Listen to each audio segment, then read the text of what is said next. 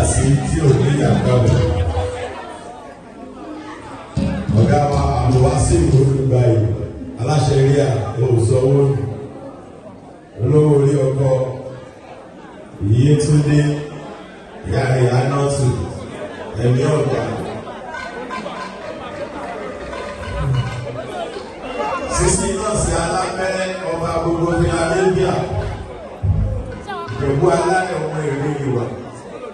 Ọmọ alákìyẹ gbogbo gbàgbà tó mẹ́rin ẹ̀yìn gbéyàwó kìkì kìkì ọmọ adó oṣù mẹ́rin lélẹ̀. Ọmọ ń ṣe ní ọ̀dọ̀dọ̀ àjọpọ̀ bàbá nílé ìṣe ní òde ìpàdé.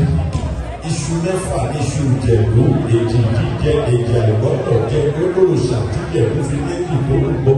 Ìjẹ̀bú alálẹ̀ ọmọ agbègbè ọmọ ajínáwó ìṣẹ̀lẹ̀ tí ó dìbò tó dé ìgbà tó dìbò dé owó ọ̀hún pọ̀ sí ọmọ alágbẹ̀mọ òfìyà òwò ọmọ arójò júlì ọmọ adéhùnmé tẹ́títẹ́tí ọmọ ilé ìkùrí àdé máa ń lu òòṣà gẹ́gẹ́ tàbí onílé yìí filẹ̀ wẹ́sẹ̀ jí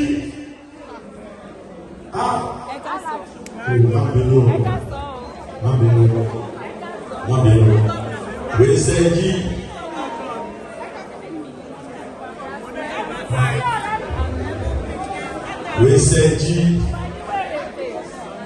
Aja Asizat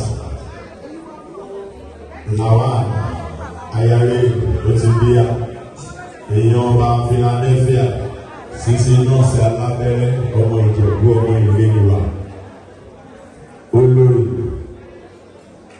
Samson Ọládílé Sosoliso gbogbo NFL Super Eagles Journalist Nigeria Football Federation ó lọ sọ ó ti lọ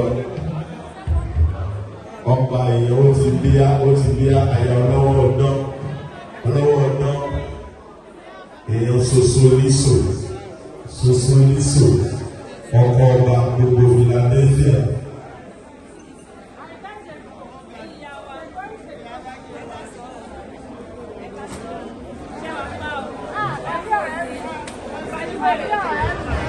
Alájà Àṣàkẹ́ yàwá Bísílà gbogbo òṣèlú akíyọ òwújú ẹ̀fẹ̀ òrèǹté. Aláṣẹ Bísílà gbogbo òṣèlú èèyàn bí sí olóyè Weseji lọ́bìnrin.